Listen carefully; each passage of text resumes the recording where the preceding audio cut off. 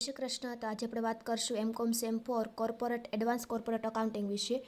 એમાં તમારે chapter question number 3 એક્ઝામમાં ક્વેશ્ચન નંબર 3 આવશે પાઘડીનું મૂલ્યાંકન. પાઘડીવાળો દાખલો આવશે એનો મેં પાર્ટ 1 એક વિડીયો બનાવી દીધો છે. અડધો વિડીયો બાકી છે, તો આ પાર્ટ 2 છે. તો એના વિશે આગળ વાત કરીએ પાઘડી વિશે. પાઘડીનો આ દાખલો છે. તો આપણે આ જોયો તો દાખલો કે ભાર કેમ શોધવો, તો આપણે અહીંયા ગુણાકાર કરીને અહીંયા લગ્ન કરી નાખ્યું હતું કે નફો લખો, પછી ભાર 1 2 3 4 લાઈનમાં લખવાના, પછી આ બેનો ગુણાકાર અહીંયા આવે ગયો, ગુણાકાર અહીંયા આવે ગયો, પછી એનો ટોટલ આવી ગયો. હવે ભારિત સરેરાશ નફો સૂત્ર છે ભારિત સરેરાશ નફો બરાબર કુલ ભારિત નફો છેદમાં કુલ ભારિત નફો 20,40,000 છેદમાં 6 એટલે તમને મળે 3,40,000. એ 3,40,000 છે એમાંથી તમારે બિનરોકાણનું વ્યાજ બાદ કરવાનું. બિનરોકાણનું વ્યાજ એટલે કે જો અહીંયા કંઈ કે 10%ના રોકાણો, 5%ના રોકાણો, 20%ના રોકાણો, આ રીતના કંઈ કીધું હોય તો એ રોકાણના તમારે 5-10% કરી નાખવાના. એ રકમ તમારે અહીંયા નફામાંથી બાદ કરવાની. એ રકમ બાદ કરી નાખી એટલે તમને મળ્યા 3,30,000. હવે 3,30,000 છે કરવેરા પહેલાંનો નફો છે, એમાંથી બાદ 50% કરવેરા કરવાના. તો અડધી રકમ બાદ કરો એટલે કેટલા વધે? અડધી રકમ 1,65,000. એમાંથી પણ તમારે બાદ પ્રેફરન્સ શેર ડિવિડન્ડ કરવાનું. પ્રેફરન્સ શેર જો અહીંયા આપેલ છે, આપેલ હોય તો કરવાનું, ન આપેલ હોય તો ન કરવાનું. તો પ્રેફરન્સ શેર મૂડી 3 લાખ, એના 10%, 3 લાખના 10% એટલે કે 30,000. તો ડિવિડન્ડ કેટલું છે? 30,000. તો 30,000 ડિવિડન્ડ બાદ કરી નાખો. જી મળે એ ચોખ્ખો ભારિત સરેરાશ નફો મળે. એમાંથી જાય એટલે 1,35,000 આપણે ચોખ્ખો ભારિત સરેરાશ નફો મળ્યો.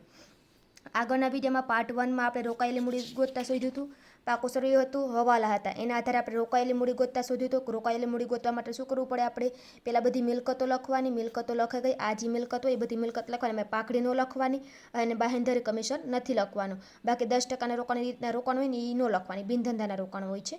બાકી બધી વિગત લખવાની. બજાર કિંમત હોય તો બજાર કિંમત લખવાની, ઘસારો બાદ કરવાનો. બાકી સેમ ટુ સેમ રકમ લખી નાખવાની. એ રકમ લખીએ એને કુલ મિલકત કહેવાની. કુલ મિલકતનો ટોટલ આવી ગયો.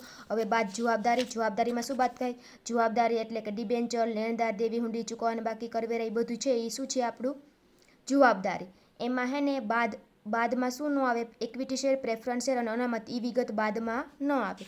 એ વિગત તમે બાદ કરી નાખો એટલે તમને ચોખ્ખી મિલકત મળે ગઈ. એમાંથી પ્રેફરન્સ શેર મૂડી, પ્રેફરન્સ શેરના રૂપિયા પણ બાદ કરી નાખો છેલ્લે એટલે તમને રોકાયેલી મૂડી મળી જાય. રોકાયેલી મૂડી ગોતતા આપણે શોધી લીધું. હવે શું હતું? નફો ગોતવાનો. તો નફા માટે ભારિત સરેરાશનો ઉપયોગ કરવાનો કીધું. તો ભારિત સરેરાશના નફો લખવાનો, પછી ભાર લખવાનો, બેનો ગુણાકાર કરીને ભારિત સરેરાશ નફો મેળવી લીધો. એમાંથી રોકાણોનું વ્યાજ બાદ થાય, પછી કરવેરા બાદ થાય, પછી પ્રેફરન્સ શેર ડિવિડન્ડ બાદ થાય એટલે આપણે ચોખ્ખો નફો પણ મળી ગયો. હવે આપણે પાઘડી શોધવી તો શું સૂત્ર મૂકવાનું? લાઇનસર આપણે લખતો જવાનું કે પહેલાં રોકાયેલી મૂડી આપણે પાસે છે. તો હા, રોકાયેલી મૂડી છે આપણે કોષ્ટકમાંથી ગોતી 11 લાખ. તો 11 લાખ લખી નાખ્યા. પછી આપણે ગોતવાનું છે અપેક્ષિત નફો. આપણે હવાલામાં છે ઓકે આપેલ છે કે અપેક્ષિત નફાનો દર કેટલો છે. તો આ હવાલો હતો તો અહીંયા કીધેલ છે કે અપેક્ષિત વળતરનો દર 10% છે. તો અપેક્ષિત નફો કેમ શોધવો? અપેક્ષિત નફો શોધવા માટે રોકાયેલી મૂડી ગુણાકાર અપેક્ષિત વળતર દર. તો રોકાયેલી મૂડી 11 લાખ છે, ગુણાકારમાં વળતરનો દર 10% છે. એના 10% કરી નાખીએ એટલે અપેક્ષિત નફો મળે આપણે 1,10,000. હવે ગોતવાનો છે ભારિત સરેરાશ નફો. ભારિત સરેરાશ નફો આપણે પત્રક આધારે શોધ્યો છે 1,35,000. તો લખી નાખો 1,35,000. હવે આપણે ગોતવાનું છે અધિક નફો. તો અધિક નફો કેમ મળે? અધિક નફો ગોતવો હોય તો તમારે ભારિત સરેરાશ નફો પહેલાં લખો. અધિક નફાનું સૂત્ર છે અધિક નફો બરાબર ભારિત સરેરાશ નફો માઇનસ અપેક્ષિત નફો. તો ભારિત સરેરાશ નફો છે 1,35,000. એમાંથી અપેક્ષિત નફો છે 1,10,000. 1,35,000માંથી 1,10,000 બાદ કરો તો તમને મળે 25,000 અધિક નફો. અધિક એટલે ભારિત સરેરાશ નફો માઇનસ અપેક્ષિત નફો એનું સૂત્ર છે. રેડી થઈ ગયું. એના પછી આપણે શું કરવાનું છે? પાઘડી શોધો. અને પાઘડી માટે શું કરશું? પાઘડી બરાબર અધિક નફો ગુણાકારમાં ખરીદીના વર્ષો. તો પાઘડી બરાબર અધિક નફો ગુણાકાર ખરીદીના વર્ષો. તો અધિક નફો છે 25,000. ખરીદીના વર્ષો કેટલા આપ્યા છે આપણે નથી ખબર, તો હવાલામાં જોઈ લેવાનું. હવાલામાં શું કીધું? 3 વર્ષના ભારિત સરેરાશ અધિક નફાના આધારે પાઘડીનું મૂલ્ય 3 વર્ષની ખરીદી. 3 વર્ષની ખરીદી કેટલી? 3 વર્ષની કિંમત આપો. 3 વર્ષ છે, પાઘડીનું મૂલ્ય કેટલી હશે?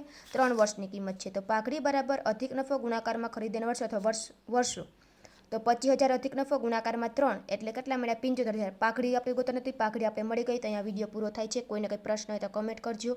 પાઘડીનું શું કરવાનું? પાઘડીનો મોસ્ટ ઓફ દાખલો ગણવાનો કહે તો સૌપ્રથમ તો ગણતરી કરવાના 1 રોકાયેલી મૂડીની ગણતરી દર્શાવતું પત્રક. એમાં પહેલાં મિલકતો લખવાની, એમાંથી જવાબદારી છે એ જવાબદારી બાદ કરવાની એટલે તમને મળી જાય રોકાયેલી મૂડી. પછી તમારે નફો ગોતવાનો. નફા માટે જી કે અધિક સરેરાશ, ભારિત સરેરાશ કે ચોખ્ખો નફાની રીતે કે સરેરાશ નફાની રીતે કે જે રીત કે એ રીતે તમારે દાખલો ગણવાનો. દાખલો ગણાઈ ગયો, નફો મળી ગયો. નફામાંથી બિનધંધાના રોકાણો બાદ કરવાના, કરવેરા બાદ કરવાના, બાદ કરો એટલે ચોખ્ખો નફો મળી ગયો. હવે તમારે મેન પાઘડી ગણવી. તો પાઘડી કરવા માટે સૌપ્રથમ 5 વિગત જોઈએ તમારા આગળ. ધંધામાં રોકાયેલી મૂડી જોઈએ, પછી અધિક નફો જોઈએ, અધિક નફોના ટકાવારી આપે અપેક્ષિત નફો પહેલાં રોકાયેલી મૂડી ગોતવાની, પછી અપેક્ષિત નફો ગોતવાનો, પછી ભારિત સરેરાશ નફો ગોતવાનો, પછી અધિક નફો સૂત્ર મૂકીને ગોતવાનો, ને પછી તમને પાઘડી મળી જાય. તો આ હતો દાખલો પાઘડીનો. કંઈ પ્રશ્ન હોય તો કમેન્ટ કરજો. મોસ્ટ IMP હતો દાખલો મેં કરાવી દીધો. બાકી બસ આ વિડીયોમાં આટલું જ. આવો જ પૂછાઈ શકે, થોડું ઘણું એકાદ હવાલામાં ફેરફાર હોય ને, બાકી આવો જ હશે.